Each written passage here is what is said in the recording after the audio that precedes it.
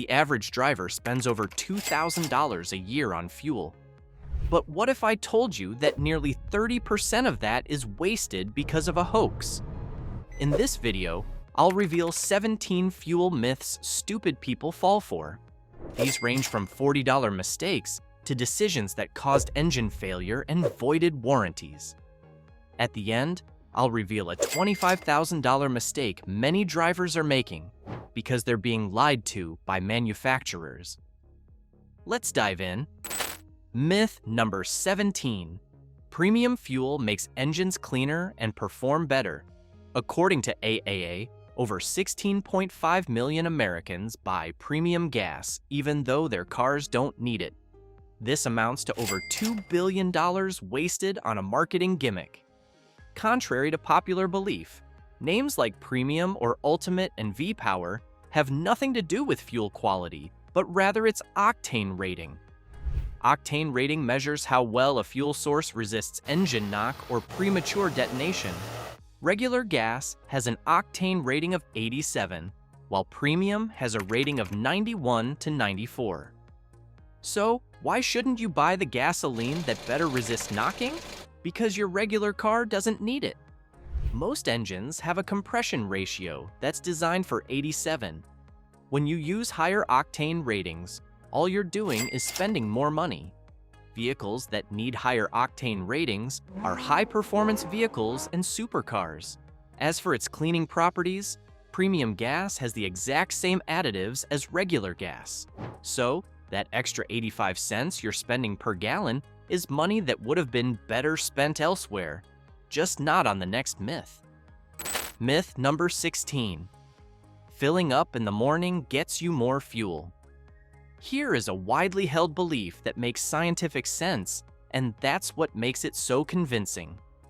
Liquids expand when hot and get denser when they're cold. For gasoline, a 15-degree change in temperature will cause a 1% increase or decrease in volume. While this theory is sound, it doesn't work in the real world. The main problem is that gas is stored underground, where temperatures vary very little throughout the day. The second problem is that fuel pumps are calibrated for temperature variations, meaning they always dispense a full gallon. The National Conference of Weights and Measures did a 4-year study to see if there's any truth to this, and there isn't. However, there is some truth to the next one. Myth number 15. Gas station fuel truck deliveries make gas worse. Here is something you likely heard from your father and his father before him. It is a fact that if there's sediment in the gas station's underground tank, the new delivery will stir it up. If this sediment gets into your car, it could theoretically clog up the fuel line. However, modern systems don't have that problem. First, there are 2 filtration systems within the underground tank, one in the pickup and one in the submersible turbine pump. The fuel dispenser also has a comprehensive filtration system. This triple filtration ensures that nothing bad gets into your car. What you should be concerned about is how you fill up your tank. Myth number 14. Topping off gets you more gas. Yes, putting more gas into your car will get you more fuel. However, that extra fuel can cost you a fortune. By topping off after the click, you are risking a fire hazard while also damaging the environment. Secondly, spilling a solvent like gasoline will damage your car's paint. If you have to repaint your ride, you're going to lose a few $100s. That's chump change compared to the biggest problem with topping off. High in your gas tank is the evaporative emissions control (EVAP) system. The EVAP is meant to absorb excess vapor and prevent it from being emitted into the atmosphere. Once the EVAP is contaminated by liquid, it can stop working. Dealerships will charge anything from $1,500 to $3,500 to fix EVAP-related faults. The worst part is, you don't have to make a habit out of topping off. Just one time might be enough to damage this sensitive and crucial component. At the end of the video, I'll share a mistake that can cost you 10 times as much as this. But first, let's settle an argument every family has. Myth number 13. Turning off the AC saves gas mileage. The AC versus window down debate is one of the most heated automotive arguments, pun intended. Researchers have spent millions to settle this once and for all. Unfortunately, the answer is still nuanced. On average, driving with the AC on increases fuel consumption by 15 to 30%. However, if you're on the highway with your windows down, you then have to be concerned about aerodynamic drag. So while you are saving fuel from not using the AC, you're also burning more fuel from wind resistance. According to the DOE, this is rarely a problem until you get to about 60 miles per hour. That's when the fuel loss from aerodynamic drag is worse than the fuel savings from not running the AC. The DOE noted that this depends on the car. For example, if you're in a 2009 Ford Explorer, you can keep your windows down until you reach 80 miles per hour. But in small sedans, you could brake even at 55 miles per hour. In conclusion, put the AC on and hit the recirculation button to save fuel when you're on the highway. While we're at it, let's deal with another highway hoax. Myth number 12. Accelerate slowly to save gas. Everyone knows that speeding kills fuel. Both the Department of Energy and NHTSA agree that hard driving is the #1 fuel killer. However, what many people don't know is that the opposite is slightly worse.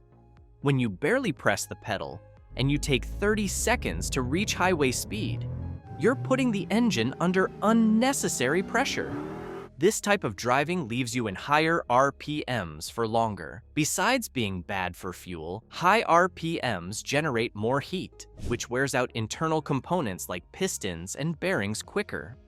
High engine temperatures also degrade fluids faster, which accelerates engine wear. When this happens, you're looking at roughly $5,000 to replace your engine. Moderate acceleration, not flooring it, is better for your engine. This will get you up to cruising speed faster. If you want to maximize fuel, keep your car between 50 and 55 miles per hour. The next tool can help you do that, but you need to be careful.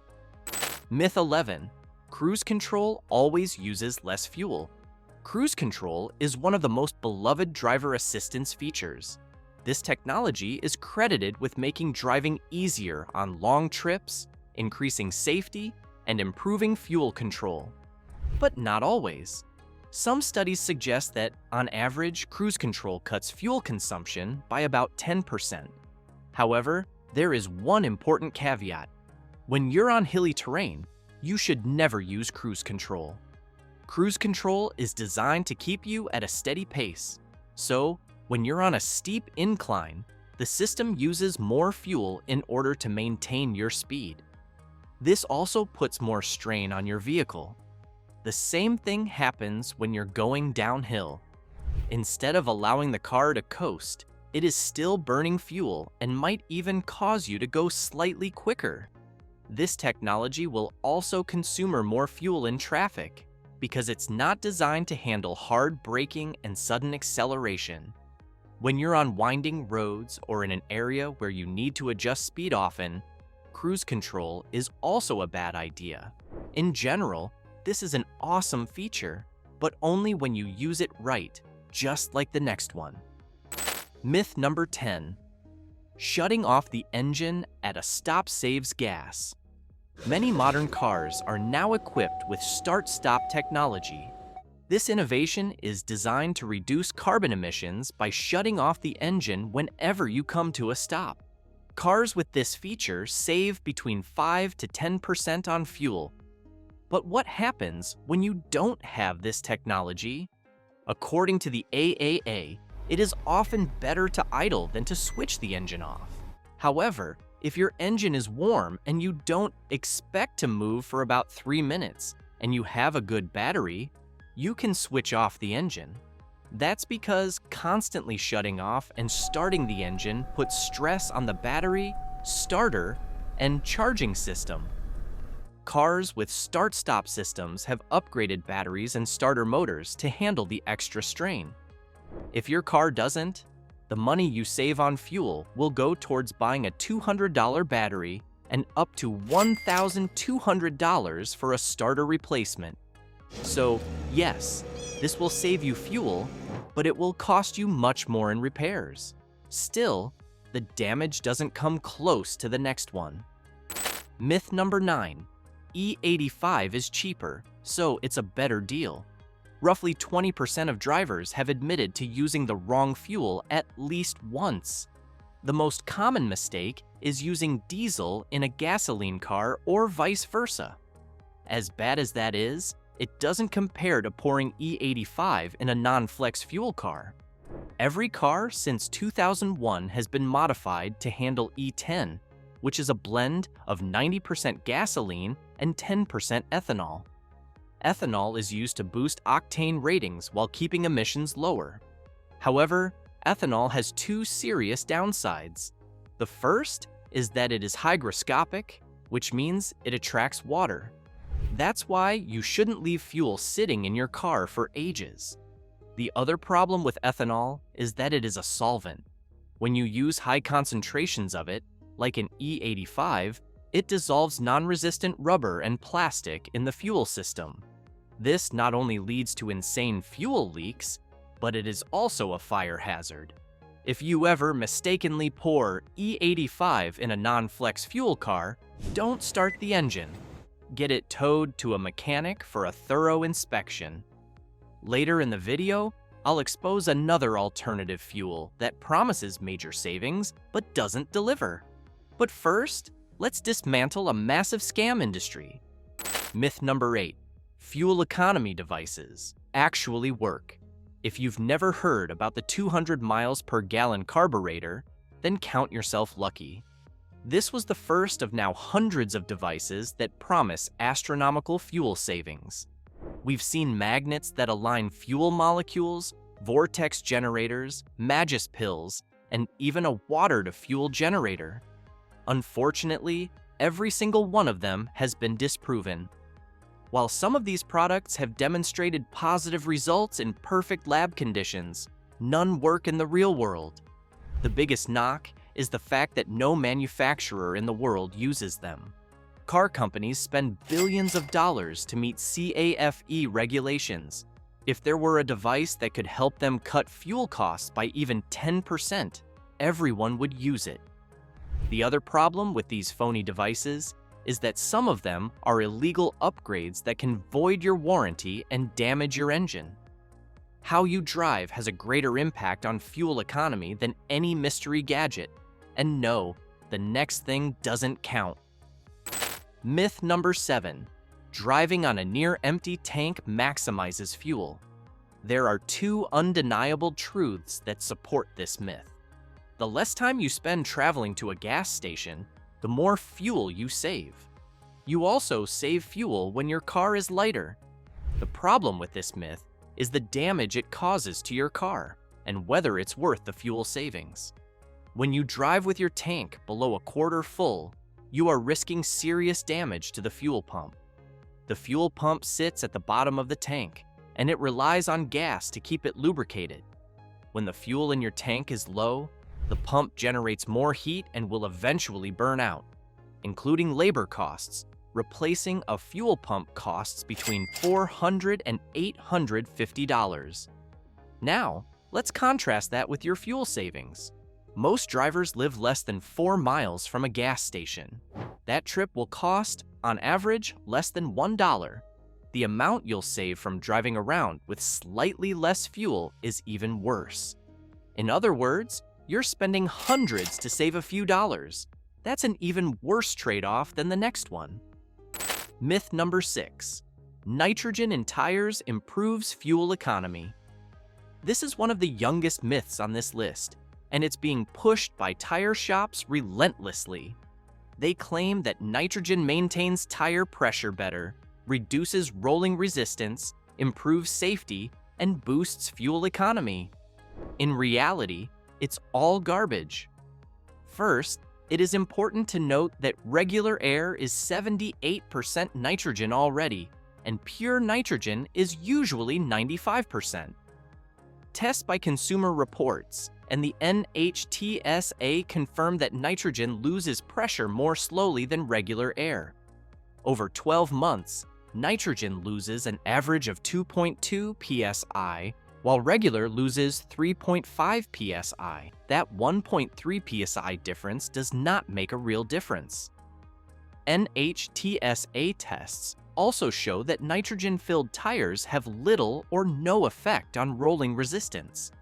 This means that any improvement in fuel economy from using nitrogen is so small you won't notice it. That means the $10 you spend on top-offs or the $180 you spend on a drain and fill isn't worth it. If this surprised you, wait until you see the next one. Myth number 5. All fuel system cleaners are snake oil. Over $10 billion worth of fuel additives are bought each year in the US, yet many people still claim they are snake oil. Cynics argue that station fuel already includes enough additives and detergents. Unfortunately, nothing could be further from the truth. All gas and diesel sold in the US are monitored by the EPA to ensure a minimum additive package. However, car manufacturers assert that the additives aren't enough, and the proof is in the carbon buildup under the hood. When this happens, you have two options. You can pay hundreds of dollars for a professional clean, or you can use a fuel system cleaner for under $30. In fact, some manufacturers recommend certain additives. One example is Techcron Concentrate, which was recommended by GM and BMW. It has been proven to dissolve carbon, restore lost MPGs, and fix performance issues like rough idling. There is another alternative, but we'll discuss that later. First, let's look at a $5,000 gamble many drivers are making. Myth number 4, oil viscosity doesn't matter. Nearly 60% of drivers unknowingly use the wrong oil in their car. However, there is also a growing number of people who intentionally use thicker oils because they believe it's better for the engine. They couldn't be more wrong. Over the past 2 decades, car manufacturers have been consistently recommending thinner oils. Why?